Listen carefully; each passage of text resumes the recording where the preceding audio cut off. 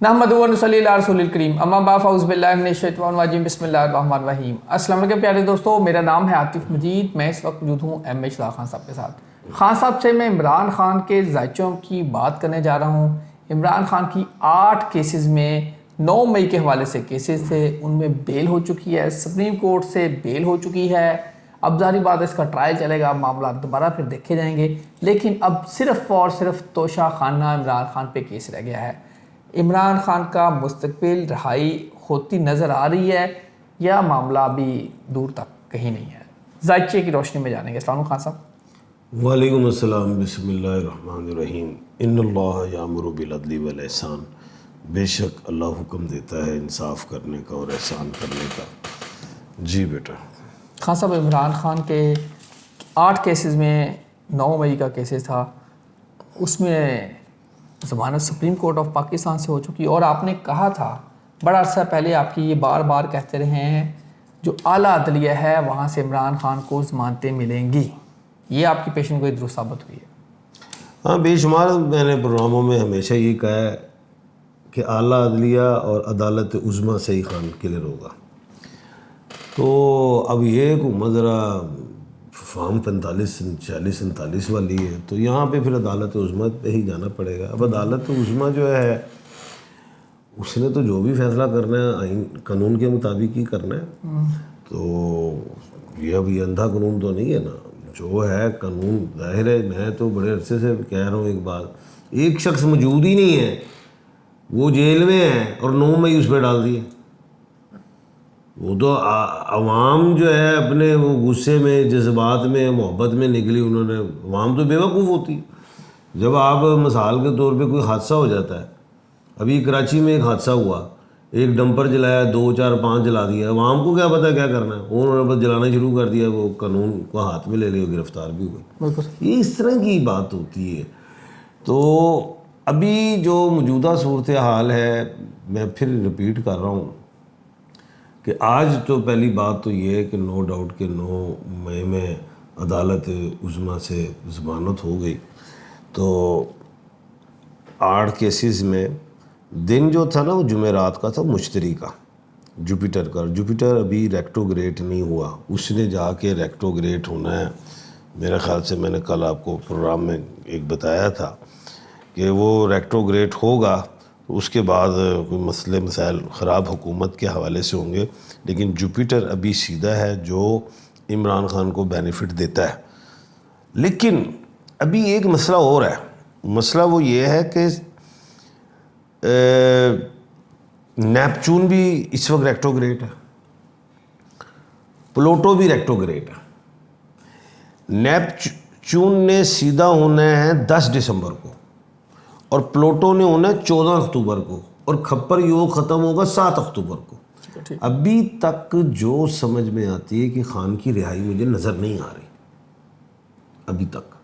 बल्कि ये मैं देख रहा हूँ, ये जो 2 प्लैनेट रेक्टोग्रेट है, एक नेपच्यून, प्लूटो एंड सैटर्न भी रेक्टोग्रेट है, जो ये बताता है एक तरफ तो नो डाउट के 9 मई से ज़मानत होगी, लेकिन अभी और केस 2 पड़ने वाले 9 मई के।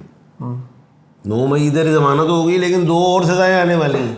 ठीक है, यही अगस्त में और सितंबर में आप देख लीजिएगा। अब वो कौन सी आनी है? वो एक आएगी GHQ की, एक आएगी जिना हाउस की। ठीक है,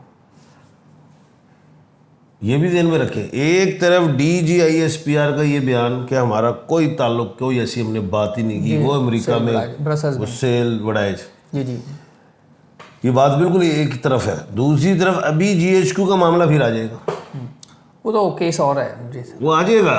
फिर जिना हाउस का भी आ जाएगा, आर्मी के अंडर ही है ना वो आ जाएगा इसी तरह।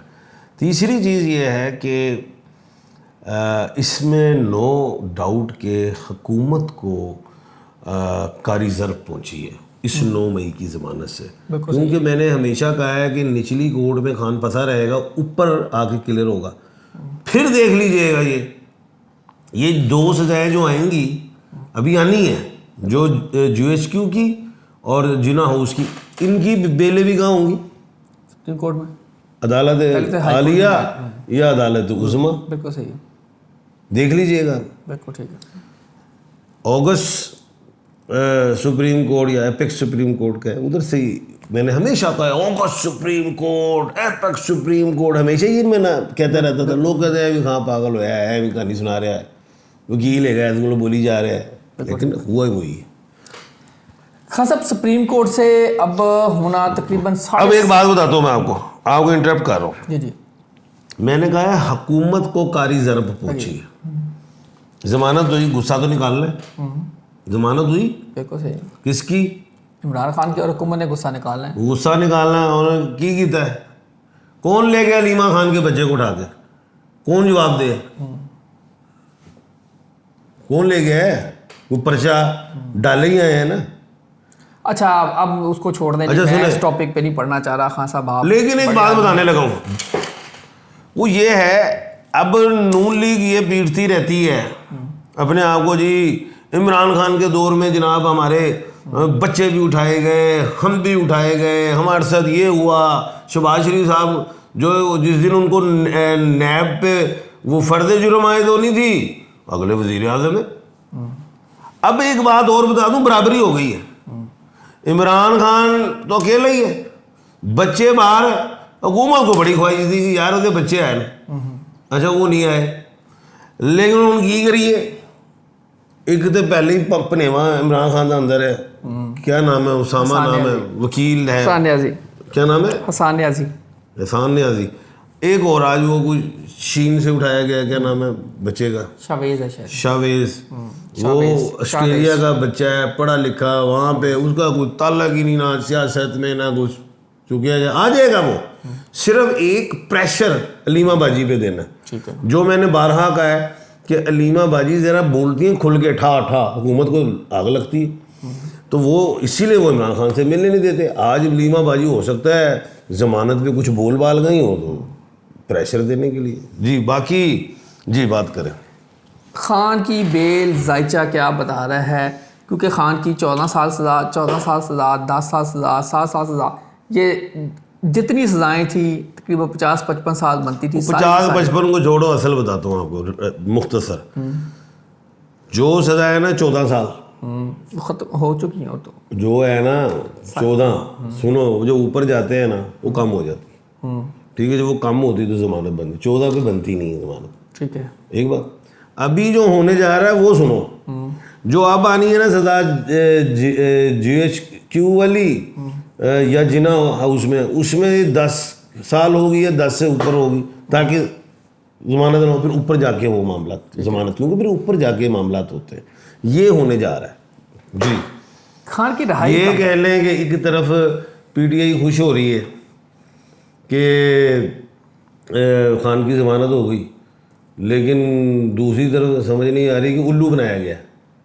मैं सुप्रीम कोर्ट की बात ही कर रहा हूँ, वो हमारी एपेक्स उल्लू। अभी 2 आनी सजाएं, आप तब कहेंगे या जो मिठाई बांट रहे थे एक ही कम पे गया। नवाशी वाला हाल होगा, लेकिन नवाज शरीफ को पहले 2 सजाएं, मिठाई बांटी, उसके बाद फिर जमानत तो उनको भी होगी थी, डील होगी थी। भाई ये सारे मामला तो ऊपर जब आएंगे तो तब क्लियर होगा ना, और जब क्लियर होने का टाइम में फिर आपको रिपीट कर रहा हूँ कि मैंने कहा था 14 अक्टूबर को प्लोटो सीधा होगा, उसके बाद बातचीत चलेगी। पहले सजाएं डालनी है, एक प्रेशर डालना है कि खान ज़रा तोड़िए, ले और नहीं तोड़ना। खान यानी कि आप कह रहे हैं कि कोई हजे कुछ नहीं का, बस कोई चक्कर नहीं, कोई रिहाई नहीं नजर आ रही। कितनी देर बता रहा हूँ ना, 14 अक्टूबर के बाद डायलॉग के दरवाजे खुलेंगे। फिर रिपीट कर रहा हूँ, 14 अक्टूबर के बाद डायलॉग शुरू होंगे दोबारा, ठीक है। अब और इनके पास कुछ नहीं रह गया, रह गया कि और क्या डाले खान पे, 2 चीज़ें रह गई हैं, आ जाएगा कोई ना कोई। नहीं ये 2 रह गई। इससे पहले जो कैंसिल हो जाएगी वो तो मसला कोई नहीं है बेटे, अब जब वहाँ पे 2 सजाएं देंगे ना, यहाँ से तोशाड़ आएंगे, कोई और केस आ जाएगा, ऐसे अननोन केसेस होंगे, आपको पता ही नहीं होगा यार। अच्छा मेरी सुन लेना, मैं हम कानूनी गल कर रहे हैं, वो ये तोशा से जमाना जब देनी है ना, तो इधर सजा हुई होगी, किस पे, किसी और में हो जाएगा, GHQ में हुई होगी, ये जिना हाउस में हुई होगी, ठीक है। जब उधर से GHQ से छोड़ेंगे तो जिना पे फंसे हुए, ये इस तरह। अब हुकूमत कह रही है 190 मिलियन पाउंड का बड़ा स्ट्रॉन्ग केस है। हाँ बगौल उनके ना, तो लेकिन 2 जो सजाएं आनी है तो फिर उधर जमानत होगी। अच्छा खान साहब, PTI में फटा पड़ गया महमूद खान चकजई को अपोजिशन लीडर बनाने पे, महमूद खान अचकज़ई बड़ा साफ बोलते हैं, ठा ठा करके पीटीआई में फटा है कि वो असल में प्रेशर नहीं लेते। अब पीटीआई थी यरगमाल, जिन्होंने यरगमाल किया तकलीफ उन्हें। खान साहब अगर महमूद खान अचकज़ई है तो फिर तो मामला तो और बिगड़ेंगे। लेकिन वो ये है कि एक सीनियर है, वो सियासत में एक सीनियर तरीन रहे सियासत में। नहीं, जैसे वो तो पढ़ते हैं, उनके फटे होते रहते हैं पहले भी। हाँ, जैसे फजल रहमान साहब हैं, इसी तरह ये फजल रहमान में लचक है, वो तो अचकज़ई का और मामला। नहीं, पुरानों की बात करो ना, इस तरह के पुराने आदमी हैं तो कहीं वो हुकूमत उन्हें एक्सेप्ट कर लेती है, कहीं नहीं करती, लेकिन उनका रहना ये है कि चलो कोई बातचीत को निकालेंगे, लेकिन यरगमाली से निकल गई पीटीआई, जो यरगमाल हुई और फंस जाएगी। मैं पेशन को ही कर रहा हूँ। पेशन को ही आप ठीक है, जाहिर है वो ठा करके बोलते हैं। अगर महमूद खान अचकज़ई ने पार्टी संभाली तो और फंस जाएंगे, लिख लें। चलें, आप तजिया करें, आप पेशन को ही ना करें। नहीं, मैं पेशन को ही कर रहा हूँ। आप फिर करें, फिर एस्ट्रोलॉजर आपके छत्तर छाए चले। नहीं, आप तजिए में रहें, चलो पेशन को ही तजिया जी, अल्फाज वापस, अल्फाज वापस वापस वापस ऐसे ही ना। अल्फाज वापस। मेरा तजिया जी, अगर महमूद खान अचकज़ई पीटीआई के अपोजिशन लीडर बन गए हैं तो असम्बली में वो टिका के बोलेंगे, पंगा पड़ेगा और उससे फिर मामला और ख़राब होंगे। हाँ, अब आगे ना, अब महमूद खान अचकज़ई क्या है नाम, कुछ पता है आपको? क्या? सूरज का वो नाम है। ठीक है। सूरज इस वक्त जो है वो उसमें है, सूरज मरीख टकराएगा और फिर चिंगारी से निकल गया। सूरज इस वक्त जो है ल्यू में है, और सूरज कोई प्लेनेट नहीं है। मरीख का क्या ताल्लुक है? वो प्लेनेट है, मरीख तो खुद मुताज है सूरज का। तो वो महमूद खान एक बहुत बड़ा नाम ले हैं जो मैं एस्ट्रोलॉजी में देख रहा हूँ। मैं अपना तजिया रख, मैं तो एस्ट्रोलॉजी में देखना। ठीक है। तो वो मुझे समझ में है कि ये पार्लियामेंट को चुप के रखेगा तो तुन के रखेगा। तो पार्लियामेंट में जैसे और इमरान खान पीटे नु तनवाएगा। और पार्लियामेंट में बोलना कोई जुर्म नहीं है, कोई गुनाह नहीं है, वो राइट है, समझ गए। अब बात ये, फिर जब तक ये बोल रहे होंगे तब तक वो पलोटो सीधा हो गया होगा, कोई ना कोई रास्ता निकलेगा। यरगमाली से निकल रही है पीटीआई, जो यरगमाल है। खान साहब, मैं तो एक नतीजे पे पहुंचा हूँ, मज़ाहमत। और आपको पता है महमूद के बाद लगा क्या है? महमूद खान। खान किसका मालिक है? इमरान खान का। वो नहीं यार, कैप्रिकॉर्न का है। ठीक है। पहाड़ी बकरा है उसकी अलामत। सैटर्न का मालिक है। इधर वो सूरज है, पावर रखता है। गो के अभी सैटर्न रेक्टोग्रेट है, उसने 29 को ठीक होना है। ठीक है। लेकिन सूरज की भी पावर लेके जैसे 29 को ठीक होगा, बड़ा कुछ महमूद खान से ही आप रास्ता भी ले सकते। अली अमीन जो है, नो डाउट कि इस वक्त पूरी पावर जो है पीटीआई की अली अमीन के पास है, लेकिन उन पे सवालिया निशान हो जाता अक्सर। मैं आज भी इस चीज़ पे कायम हूँ कि अली अमीन ही अडियाला की चाबी है, नो डाउट। यही मैं कहना चाह रहा हूँ। अली मीन और बैरिस्टर गौहर को अगर फ्री हैंड दे दिया जाए और खान साहब बैरिस्टर गौहर उस लेवल के नहीं है, शरीफ आदमी, वो रास्ता तरीके से डिप्लोमेसी से शरीफ आदमी है बैरिस्टर गौहर। वो ठीक है, उहदे उनके पास बड़े होते हैं, लेकिन उनकी ज़बान ठीक है, वो अदालती हवाले से, कानूनी हवाले से अच्छा बोलते हैं, लाइन लेंथ को बरकरार रखते हैं, उसमें किसी किस्म की अब्यूज़ लैंग्वेज नहीं, एग्रेसिव नहीं होते, बाउंड्रीज को क्रॉस नहीं करते, वो बड़ी अच्छी बात है। वो 2-2.5 साल इस तरह किया, हुआ क्या? अब ये भी नहीं कि वो जज्बात में आके बोले, जैसे वो बोल जाते थे, क्या नाम है वो वकील साहब जो हमारे वकील साहब शेर अफजल, तो वो बस पता नहीं कैसे बोल जाते थे। पैगाम ये है, ठीक है, एक अच्छी बात है, इमरान खान का एक केस में ज़मानत हुई, अभी 2 और आ रहे, उस 2 आने में सज़ाएँ आएंगी, उससे पहले एक और में क्लियर होंगे, उसके बाद फिर क्लियर होंगे। अक्टूबर तक जो है, अक्टूबर 14 के बाद बातचीत के दरवाजे दोबारा खुलेंगे।